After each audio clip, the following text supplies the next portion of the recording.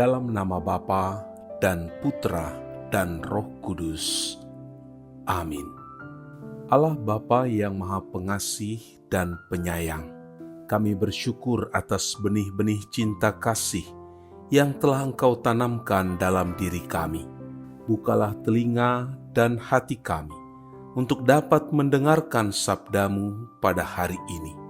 Dan ajarilah kami untuk terus-menerus mengembangkan cinta kasih dalam diri kami, sehingga kami semakin mencintai Engkau dan sesama secara nyata dalam hidup kami sehari-hari. Terpujilah Engkau, kini dan sepanjang masa. Amin.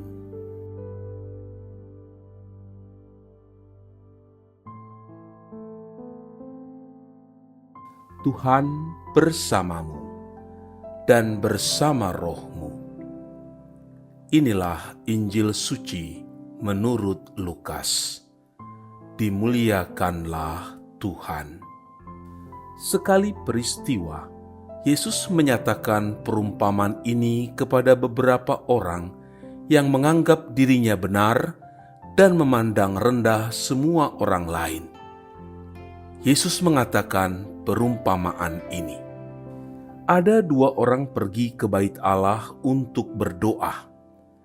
Yang seorang adalah Farisi dan yang lain pemungut cukai. Orang Farisi itu berdiri dan berdoa dalam hatinya begini, "Ya Allah, aku mengucap syukur kepadamu, karena aku tidak sama seperti semua orang lain. Bukan perampok, bukan orang lalim, bukan pezina, dan bukan juga seperti pemungut cukai ini. Aku berpuasa 2 kali seminggu. Aku memberikan 1/10 dari segala penghasilanku." Tetapi pemungut cukai itu berdiri jauh-jauh. Bahkan ia tidak berani menengadah ke langit, melainkan ia memukul diri dan berkata, "Ya Allah, kasihanilah aku orang berdosa ini."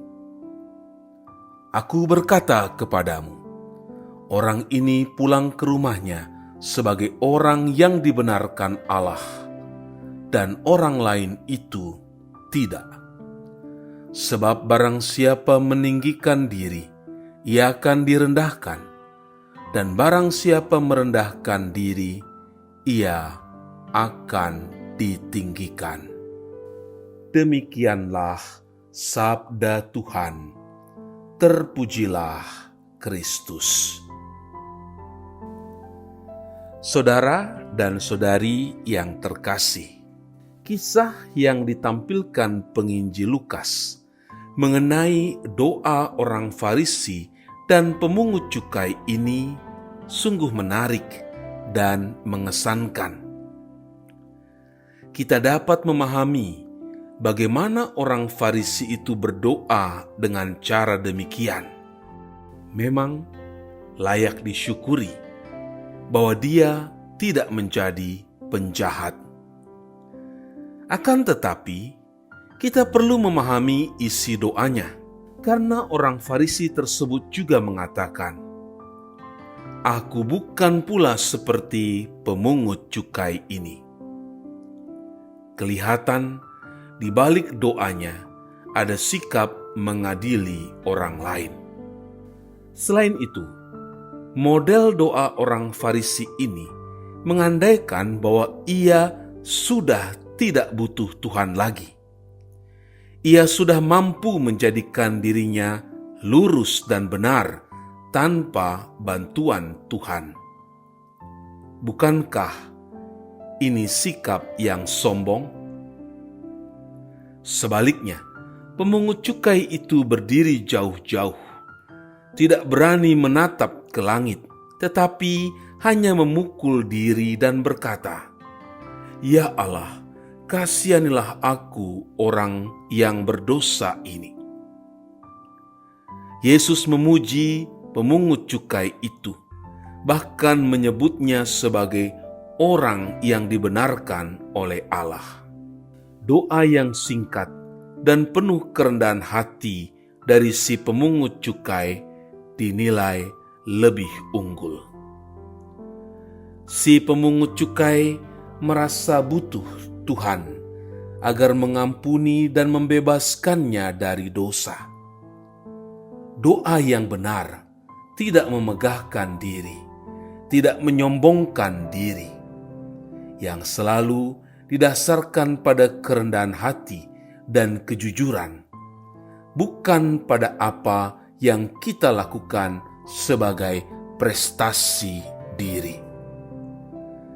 Yesus bersikap tegas, tajam, dan jelas dalam berhadapan dengan orang Farisi yang merasa diri benar dan memandang rendah orang lain, apalagi menghakimi orang lain.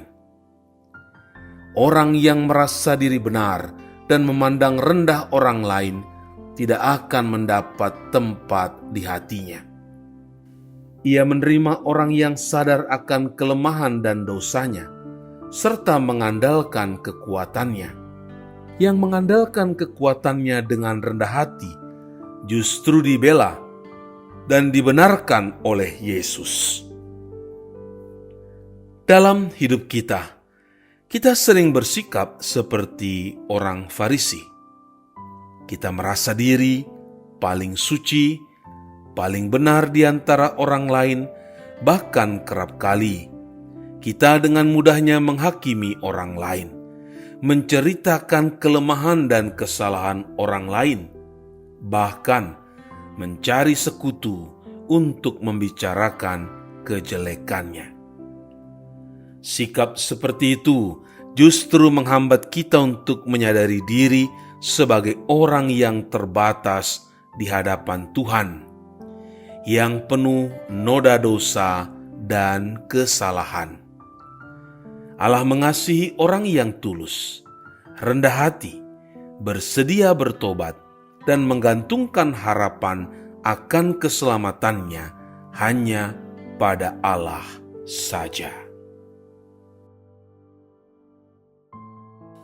Allah Bapa sumber belas kasih, dengan gembira kami rayakan masa tobat tahunan ini. Kami mempersiapkan diri untuk mengenangkan wafat dan kebangkitan Kristus. Semoga misteri Paskah itu sungguh berpengaruh di dalam hidup kami. Sebab Dialah yang hidup dan berkuasa, yang bersama dengan Dikau dalam persatuan Roh Kudus, Allah, kini dan sepanjang masa. Amin. Tuhan bersamamu dan bersama rohmu. Semoga saudara sekalian dilindungi, dibimbing, dan diberkati oleh Allah yang Maha Kuasa, Bapa dan Putera dan Roh Kudus. Amin. Allah Bapa kami, penuntun kehidupan, Engkau telah menuntun Abraham menuju tanah terjanji. Engkau juga menuntun bangsa Israel menuju tanah Yerusalem melalui tangan Musa. Kini kami umat-Mu keuskupan Padang sedang berjalan bersama dalam sinode kefikepan menuju keselamatan yang Engkau janjikan dalam diri Putra-Mu Yesus Kristus. Tuntunlah peziarahan hidup kami dengan kuasa Roh Kudus-Mu, agar kami tetap tabah, sabar dan setia menghadapi kesulitan dan tantangan hidup. Bimbinglah kami supaya mampu berjalan bersama, saling meneguhkan dalam iman, harapan, dan kasih. Bunda Maria, doakanlah kami putra-putrimu sepanjang sinode kefikepan ini berlangsung. Ya Bapa, Engkau kami sembah dan muliakan, kini dan sepanjang masa. Amin.